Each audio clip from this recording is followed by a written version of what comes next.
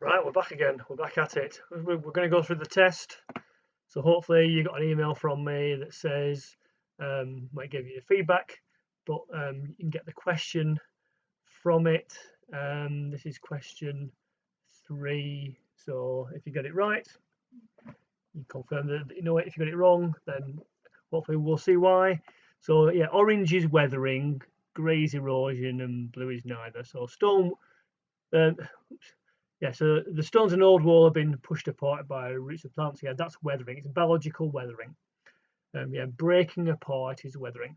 An old granite gravestone is still smooth and shiny. Well, it's not broken apart. It's still smooth and shiny. So that's neither. So that's blue. So most of you got that right. 70.4 of you got that right. Percent.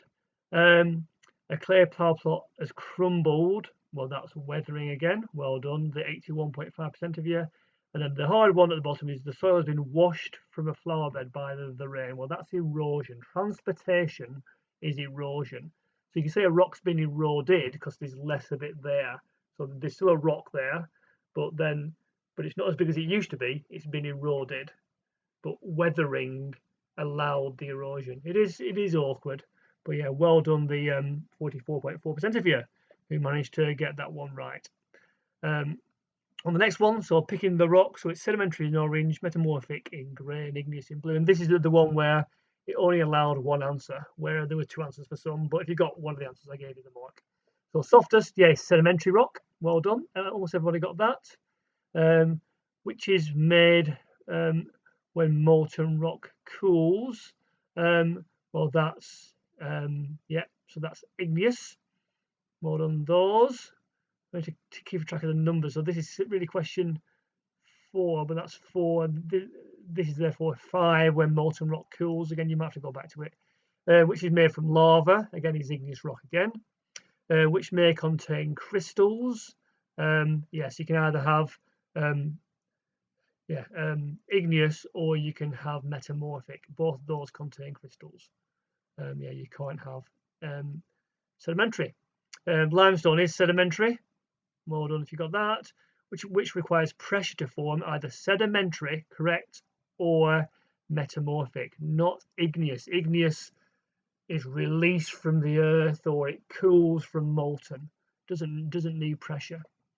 Which requires high temperature to form, yeah, is metamorphic. It needs the heat to change the rock into metamorphic. You don't need high temperature for igneous to form. Yeah, you need it to cool for igneous to form. Which may contain fossils. Everybody got that right. Brilliant. So yeah, sedimentary rock. So yeah, the numbers on your feedback might not match, but again, hopefully you can get it from the questions. Yeah, most common gas in the atmosphere is nitrogen. Good. 2 of you put methane. No, there's hardly any methane. And 1 of you put CO2. It's 0.04% CO2. So everyone's worried about CO2, but it's a really low concentration. Yeah, nitrogen, it's 78% nitrogen. A type of igneous rock which has large crystals. Which option explains why? Yeah, the molten rock took a long time to cool. The longer it takes, the more time the molecules have to kind of line up and form these lovely big crystals. So a big diamond that's worth loads of money, that formed under the earth, it cooled really, really slowly. So some carbon must have melted under the earth in the pressure. So it obviously didn't turn to CO2 because there was no oxygen present.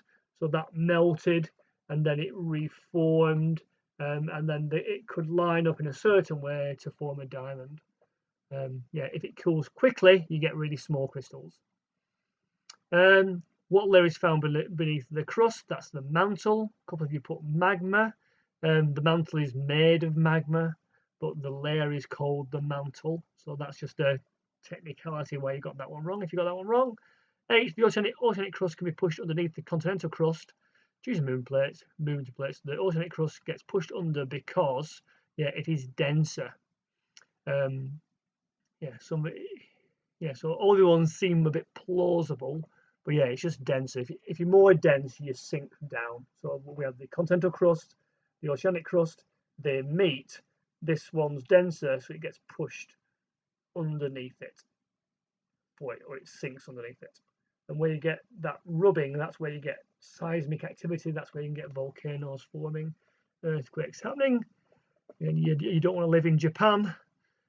Well, you might want to live in Japan, but yeah, that's a volcanic island where there's it's called a subduction zone, where one plate's being pushed under the other, and you get volcanic activity. And Japan's is a string of volcanic islands. A lot of the volcanoes are dead now, or not active, so it's probably reasonably safe to live in Japan. Number 9, where the oceanic crust is pushed under the continental crust, what forms in the ocean? It's called a trench. 23, yeah, have you heard of the Marianas Trench, the deepest trench on Earth? You can fit Mount Everest in it easily. Yeah, a trough. We're meeting troughs with waves. So the bottom of a wave is a trough, and a mountain range node. That's when two continental crusts push together, and you therefore get a mountain range. So not one going under the other, you don't get a mountain range. 2 doing that, you do get a mountain range. 10, which process causes rocks on seafloor to be moved so they form a mountain? That's uplift. Again, upsurge, no. Uprising, no. It's an uplift. Or it is uplift. Number 11, it's this big one about carbon dioxide. Carbon and carbon dioxide can move between the atmosphere, living things, and rocks. Describe this movement. You will gain marks for correct use of scientific terms and writing or typing that you have to do your points in a sensible order. So I've got a little PowerPoint here to show you. You don't need half of this information would easily get you 6 marks. But the common errors were people talked about carbon moving. Now, carbon is either diamond or graphite, or graphene. So you had to refer to the carbon molecule. So yeah, hopefully it talks about carbon dioxide. I allowed you to type it because you couldn't do a little 2 when you typed it.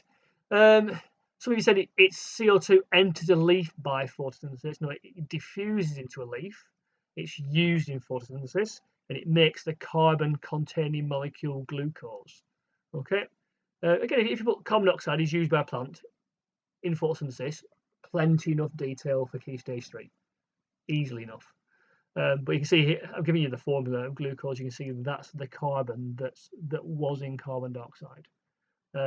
Animals feed on a plant, and when we eat plants, we take in carbon molecules from the plant. When we eat, that's either as a carbohydrate, protein, or fat. All those molecules contain carbon, and that carbon originally came from carbon dioxide in the atmosphere, that's been fixed by plants into a usable form by us. Any reference to respiration was really good, about things then die and then decompose can feed on it. So all that was really good. I put that in green because that's the biological bit of the carbon cycle, and there's a bit more biology over here, but this tends to be more kind of chemical. But yeah, if you talk about fossil fuels and then them being burnt or combusted, that we did in a previous topic, releasing carbon dioxide. One person talks about carbon monoxide because it was incomplete combustion. Really, really good. Yeah, CO2 dissolves in water. Some of you were saying strange things there, really. And yeah, animals use that to make shells. Some of you talked about calcium carbonate. It should be a point here. Shells don't decompose. They get cemented together with pressure, and you get sedimentary rocks, and that forms limestone. So there's loads of information here. All you have to do was to get kind of like 6 of these points, and there's about over a dozen of points. 6 of those points in a sensible order, and then you'd get 6 marks. So it didn't need to be a perfect answer, at all. The biggest questions we ever have in science, even at GCSE, are 6 markers, and that's what you did. And when you do GCSE next year, there's not going to be a great deal of difference. In that if you wrote these points out at GCSE, you'd easily get 6 marks as well, even if you missed out all the stuff on shells, etc. So again, it was a really, really good test. I know, that I couldn't control the test conditions, but if you did it in test conditions and you did really well, then you're learning really well.